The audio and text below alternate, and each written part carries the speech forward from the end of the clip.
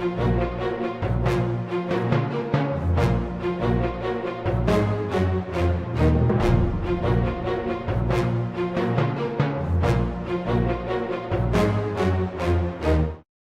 you've seen my previous video, The Kaiser's Nazi Funeral, you'll know that I was recently granted private access to Emperor Wilhelm II's Dutch residence, Huis Doorn. After touring the house, I made a specific request to see any of the Kaiser's uniforms and medals still at the property, a request that was very kindly granted. Taken to a small room in the attic, part of the original servants' quarters, the room is lined with large wooden wardrobes or closets. The first one was opened and revealed a quite stupendous collection of uniforms and helmets that belonged to the Kaiser. Over the next few hours, more closets were kindly opened for me to reveal historical treasures I think must rank as the most important collection of German World War I militaria on earth, all owned and used by the Kaiser, all of the highest quality and workmanship, and every piece with its own unique story. Sadly, this fantastic collection is not on public display.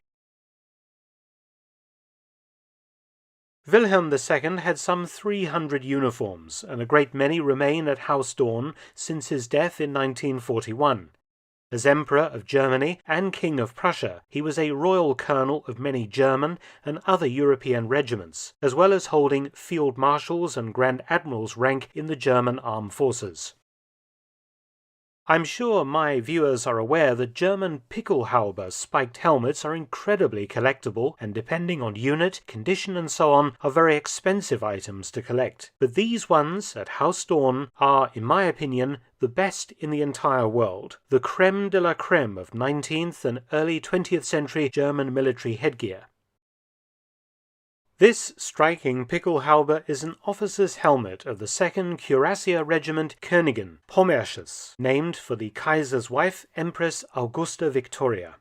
She was a German princess from Schleswig-Holstein in northern Germany and married the Kaiser in 1881. Like her husband, she was also a relative of the Mother of Europe, Queen Victoria, her mother being a niece of the British Queen. She remained married to Wilhelm II until her early death at Huis Doorn in 1921, aged 62, and is buried today at the Antique Temple in Potsdam, unlike her husband, of course, whose remains are still at Huis Doorn today. The 2nd Cuirassier Regiment, of which the Empress was closely associated, famously made 8 charges in one day on the 12th of August 1914 in an engagement that came to be called the Battle of the Silver Helmets. The regiment was one of only 4 German units allowed to wear a silver Pickelhaube. The name on the helmet badge commemorates the Battle of Hohenfriedberg in June 1745, one of Frederick the Great's famous victories during the War of Austrian Succession. This particular helmet was worn by the Kaiser, along with the accompanying uniform, every 22nd of October, his Empress's birthday, to remember that she was royal colonel of the regiment. The Kaiser also ordered her bedroom to be perfectly preserved after her death in this room in 1921. Our next helmet has the distinctive shape of the Uhlans, the German lancers. It is an officer's helmet of the 13th King's Uhlan Regiment, 1st Hanoverians, a unit originally called the 20th Uhlans, King Wilhelm I, and was founded in the 18th century. When Wilhelm II was appointed regimental chief in 1889, the title of the unit was changed. The regiment's most illustrious battle honour, Waterloo, from the 1815 victory over Emperor Napoleon, is prominently displayed on the helmet plate, along with other battle honours. This Prussian shako is for an officer in the Guards Machine Gun Battalion, and is kept in its original tin box. The silver Prussian Guards badge with enamelled eagle is on the front, the shako's leather body covered in grey fabric with a golden chin strap. This cap isn't German but Austrian. The Kaiser was appointed Royal Colonel of the 25th Austro-Hungarian Field Howitzer Regiment, and the cap and uniform in the rank of a General of Austrian Artillery were presented to the Kaiser as gifts in 1917 by the last Austrian Emperor, Kuil. His throne also swept away along with the Kaiser's following World War I. This design of cap is an Austro-Hungarian M1915 field cap for officers. This object isn't a helmet, but it was part of one of the most famous German helmets, the metal helmets of the Garde du Corps. The famous Garde du Corps was Prussia's Life Guards regiment that provided the personal escort to the kings of Prussia from 1770 until 1871, and from 1871 until 1918 the emperors of Germany. It was founded by Frederick the Great. This detachable German eagle was screwed onto the top of the helmet in lieu of a spike during parades. Though the eagle remains at Huis Doorn, the Kaiser's Garde du Corps helmet is currently with the Kaiser's family in Germany. An iconic World War I German cap is the Kaiser's M1915 Prussian infantry officer's example in pristine condition.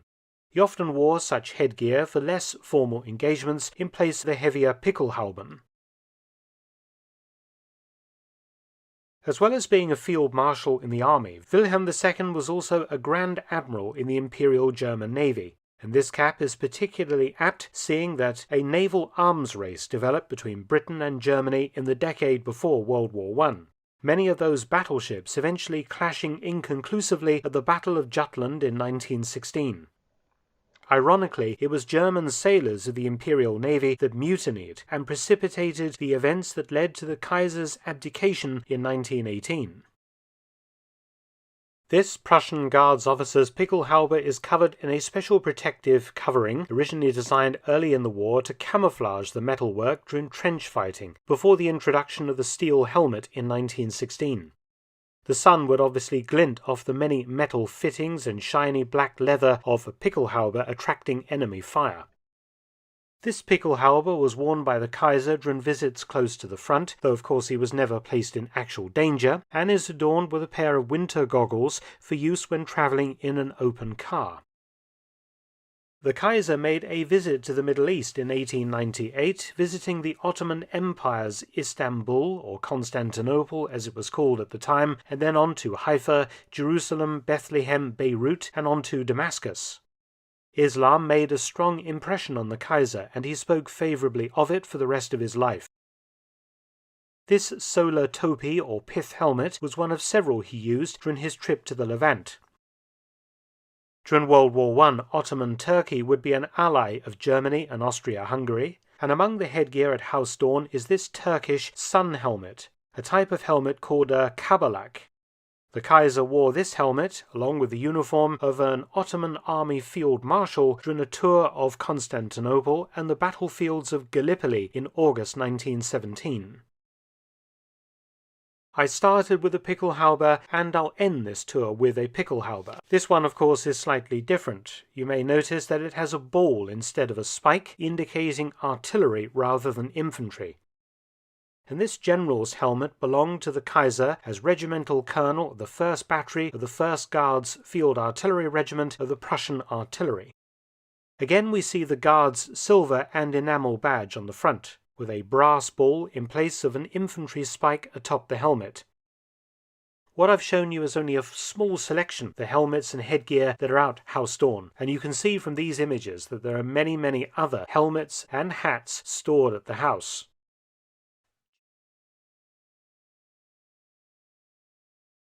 In this episode, we have a rummage through Emperor Wilhelm II's closets and drag out for inspection some beautiful uniforms, and unearth a treasure trove of batons and some medals. Wilhelm II had some 300 uniforms covering his period as Crown Prince and German Emperor until his abdication in 1918, and in fact had more made after he abdicated. Why so many? Well, in the first place, Wilhelm was a royal colonel of many regiments and units, each requiring its own particular uniform. In the second place, he had multiple sets of the same uniforms, so he could wear them when others were being repaired or cleaned. He also had multiple medals and decorations. As Emperor, Wilhelm received all of his honours semi-automatically because of his preeminent position in the state. Unfortunately for this series, almost all of Wilhelm II's orders, decorations and medals have been retained by the Hohenzollern family in Germany, or else they have been sold at auction down the decades, the Emperor of course having multiple sets for use with different uniforms. However, I did manage to find some medals still stored at Huis Doorn to show you. Even after Wilhelm lost his throne and went into exile in the Netherlands, he continued to wear military uniforms often, right up until his death in 1941 at the age of 82, and indeed his body, lying inside its coffin, displayed inside the mausoleum at Doorn, is dressed in an army field marshal's uniform. The closets at Huis Doorn are absolutely rammed with uniforms, all lovingly cared for by the amazing team of curators. In fact, most of the Kaiser's uniforms look like they were made last week, instead of being 80 to 120 years old. Such is the careful preservation. On the floor in front of one closet was this beautiful object, an officer's cuirass, or front and back armoured plate worn by horse cavalry. This one is the Kaiser's personal parade cuirass of the elite Garde du Corps, the Emperor's personal escort regiment founded by King Frederick the Great of Prussia in 1770 to escort the kings of Prussia. It is made of black iron with red edging and was adopted by the Garde du Corps as part of a gift from the Russian Tsar in 1814. Affixed to the left side of the cuirass is an Iron Cross First Class 1914 and the star of the higher order of the Prussian Black Eagle. Mounted over the cuirass is the officer's cartridge holder and bandolier. This elaborate jacket was worn by Wilhelm as regimental chief and flag adjutant to his grandfather Emperor Wilhelm I. It is a jacket of the Life Guards Hussar Regiment in the rank of Field Marshal, and was worn over one shoulder of this red jacket of the same regiment. Here we see the Kaiser dressed in this manner. During the 20 years that the ex-emperor lived at Doorn, he most commonly wore this uniform. It is a field grey M1915 tunic of the Life Guards Hussar Regiment in the rank of Field Marshal and flag adjutant to Kaiser Wilhelm I. In the lapel are sewn on ribbons, so that the Kaiser didn't have to wear some of his higher medals. He most often wore this uniform at dinner at his house. Another popular tunic that the Kaiser often wore was this field grey M1915 interim tunic of the Foot Guards Regiment. During World War I, the Kaiser mostly wore this uniform type, of which he naturally had multiple sets. His relationship with the Foot Guards Regiment was exceptionally long. At the age of only 10, his grandfather, Emperor Wilhelm I, commissioned him as a lieutenant or second lieutenant in the regiment.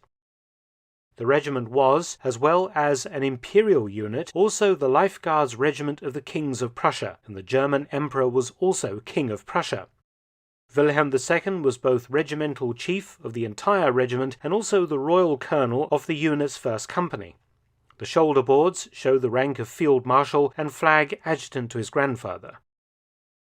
The Kaiser had this particular tunic made in 1929, long after he ceased to be emperor, and he was painted wearing it, that portrait now hanging in the dining room at Huis Doorn.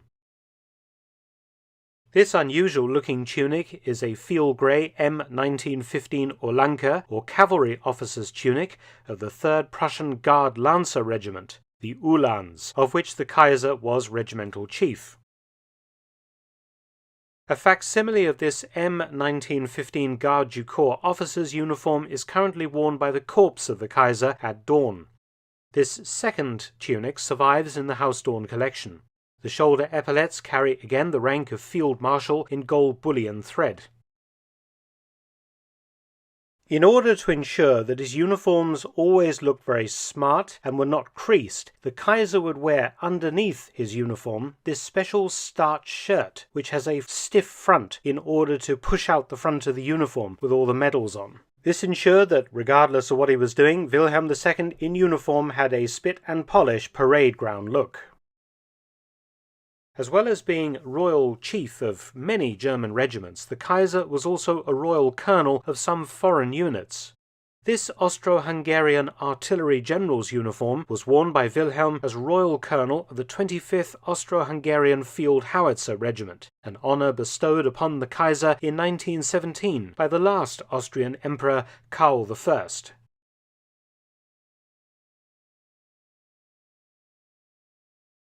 This Austro-Hungarian uniform was also presented to the Kaiser in 1917 and carries the rank of Field Marshal in the Austro-Hungarian army, an honour originally bestowed upon the Kaiser by Emperor Franz Joseph II in 1900 during his state visit to Germany. These shoulder boards are from the Kaiser's M1915 Field Grey Foot Guards Regiment tunics, showing his rank of Field Marshal, Regimental Chief, and Flag Adjutant to his grandfather Wilhelm I. The one on the left has black backing and was worn for official mourning, while the right one shows the white infantry arm of service colour.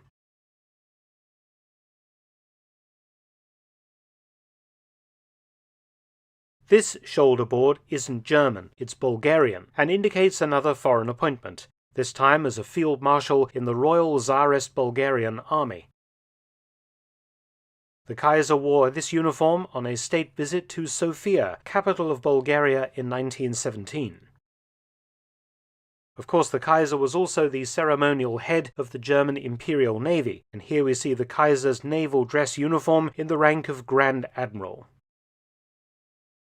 This shoulder board wasn't worn by the Kaiser, but by his cousin, King George V of Great Britain.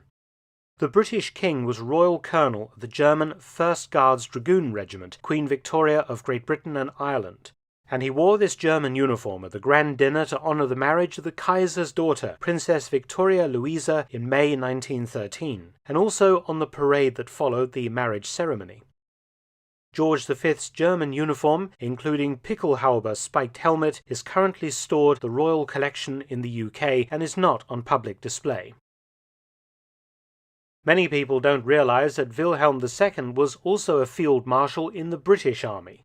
Following the death of his grandmother, Queen Victoria, in 1901, and the accession of the new king, his uncle, King Edward VII, a month later, Edward appointed Wilhelm a field marshal on his birthday, as thanks for his help in arranging Victoria's funeral.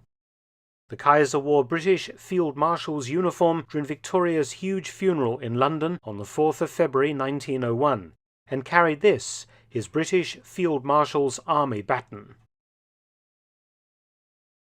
Naturally, the Kaiser had other Field Marshals' batons, and here they are. From left to right, the British Field Marshal, then the Grand Admiral of the German Imperial Navy, followed by a Field Marshal of the Prussian Army, but not of the Imperial German Army, and lastly this Bavarian baton.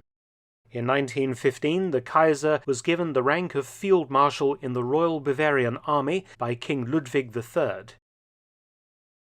These heavy and expensive Field Marshal's batons were not used every day. Instead, a lighter weight and more practical baton was usually carried.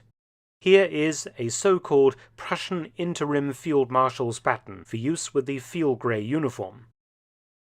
The baton is actually one of a set of two.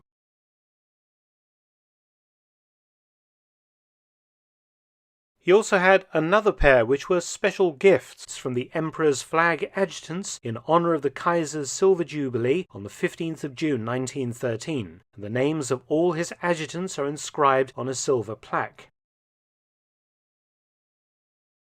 Several of the Kaiser's uniform decorations survive at Doorn. This is the official presentation folder for the award of the Order of the Garter, Britain's preeminent order of chivalry, signed by Queen Victoria herself, as the Garter was, and still is, awarded at the discretion of the monarch and not of the British government. This Garter star, worn on the left side of the uniform, remains at the house. The Order of the Garter was stripped from the Kaiser in 1915 due to World War I, and he was never restored to the order. This star of the Order of the Black Eagle, Prussia's highest order of chivalry, was again worn by the Kaiser on the left side of his tunic, this particular badge, in silver, being inscribed on the reverse. The ornate collar of the order is also at Huis Doorn. Along with the Order of the Black Eagle's yellow sash. Finally, I'd like to finish not with a fine uniform or a bejeweled medal, but with this rather ordinary woolen sweater. Wilhelm wore this often as an old man, as he chopped down trees on his estate, along with this pair of much-used and patched leather gloves.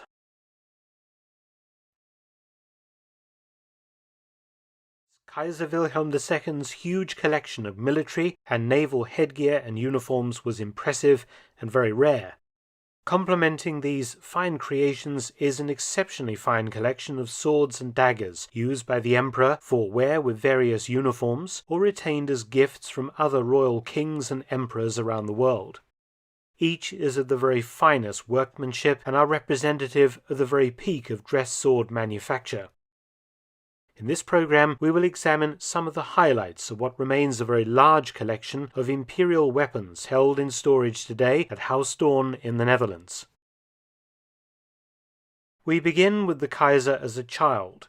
In 1863, his grandmother, Queen Victoria, gifted the young Prince Wilhelm this Scottish Highland outfit, which he wore when he visited Balmoral Castle. The tartan is of course Royal Stuart, from the previous house that ruled Britain until the death of Queen Anne and the accession of the German House of Hanover in 1760. With his first Scottish dress, the young Prince Wilhelm wore a traditional Highland dirk, worn about the waist. Later, as a grown man, Wilhelm was presented with this Scottish claymore, a traditional style of Highland sword. Wilhelm was also gifted weapons from other family members, notably his grandfather, Emperor Wilhelm I. Following Wilhelm I's death in 1888, the widowed Empress Augusta presented her grandson with this heavy Prussian lion's head sabre for officers that her husband had carried, the scabbard being duly inscribed. Wilhelm was of course royal colonel of many German and foreign regiments. In 1885 he was appointed royal colonel of the Austrian 7th Hussar Regiment by Emperor Franz Joseph. In 1910 the Austrian Emperor presented Wilhelm with this, a model 1850 cavalry officer's honorary sabre, to mark his 25th anniversary as royal colonel. It was made by Hoflieferant Striberi in Vienna.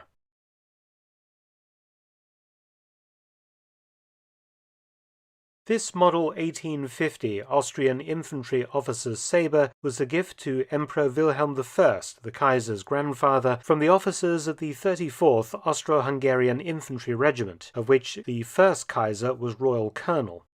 The blade is inscribed with the names of Austrian and Prussian field marshals from the Napoleonic Wars.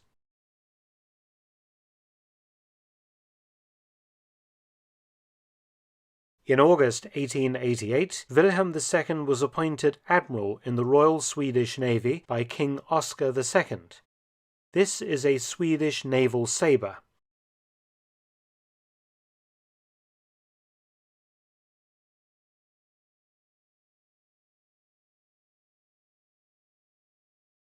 The following year, Queen Victoria appointed Wilhelm an Admiral of the Fleet in the British Royal Navy, and he visited his grandmother at Osborne House on the Isle of Wight in August 1889, wearing that uniform.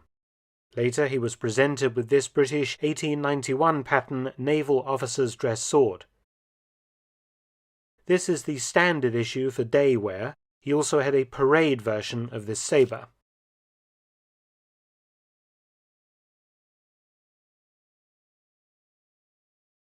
In January 1894, the officers of the elite Regiment Garde du Corps, the Kaiser's personal lifeguard unit, presented their royal colonel with this model 1876 Pallasch Prussian cavalry sword. It is inscribed with birthday good wishes to the Kaiser from the regiment's officers, and all of their names are inscribed on the back of the blade. This is one of my favorite pieces found at Huis Doorn. a beautifully made miniature Model 1889 infantry officer's honorary sword in the form of a letter opener. It was presented to the Kaiser on the 1st of May 1896 when he opened the commercial exhibition in Berlin. It was made by Kirschbaum & Co. of Solingen. Here we have two naval daggers. On the left, as Grand Admiral of the Imperial German Navy, the Kaiser carried this Model 1890 naval dagger for officers. And on the right, on the 7th of August 1897, the Kaiser was appointed an admiral in the Imperial Russian Navy by his cousin Tsar Nicholas II. He was presented with this Model 1803 Russian naval dagger.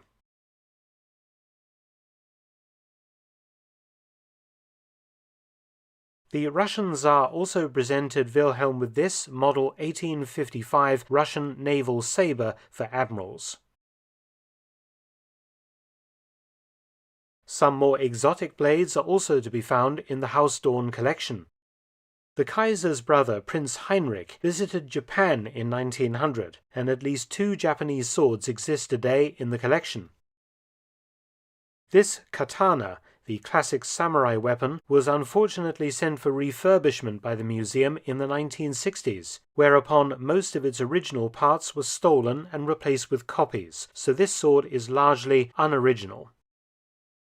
However, this Japanese sword is intact and was a gift from Japanese Emperor Mutsuhito, known after his death by the regnal name Meiji. A Kazari tachi, or ceremonial sword, it appears that little investigation has been made into its story, but as a gift from one emperor to another, it must be of the very finest quality, and a significant blade from an old master swordsmith, the blade probably being several centuries older than the other sword accoutrements. On the left is a Model 1849 naval saber for the Royal Danish Navy, the Kaiser being appointed an admiral by King Christian X in April 1903. Another foreign weapon is this honorary sword of the Royal Spanish Army. The Kaiser was appointed a Captain General in December 1904 by King Alfonso XIII. Sultan Mehmed V of the Ottoman Empire presented this Ottoman Kilich sword to the Kaiser when he was appointed a Field Marshal in the Turkish army in 1917 during World War I.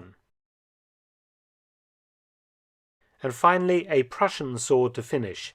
This is the Kaiser's parade sword of the Life Guards Hussar Regiment, and one of the last to be worn publicly by Wilhelm. When his grandson, Prince Louis Ferdinand of Prussia, married Grand Duchess Kyra of Russia at Huis Doorn in 1938, the elderly emperor wore this sword as part of his Life Guard colonel's uniform. Many thanks for watching. Please subscribe and share, and also visit my audiobook channel, War Stories with Mark Felton. You can also help to support both of my channels at PayPal and Patreon. Details in the description box below.